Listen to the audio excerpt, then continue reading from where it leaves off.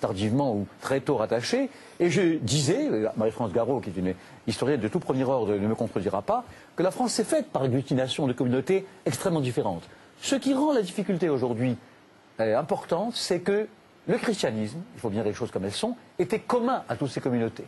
Et qu'un grand nombre de communautés aujourd'hui à intégrer, en bonne voie pour intégrer l'intégration, ne sont pas chrétiennes.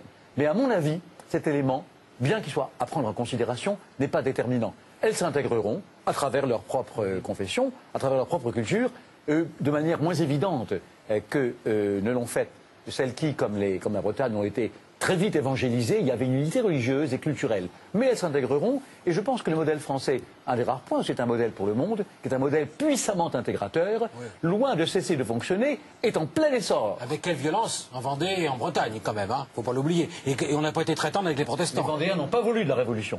Oui. Un mot, je Jean crois que Raspail voulait peut-être intervenir. l'islam ne doit pas être le bouc émissaire de cette discussion, car il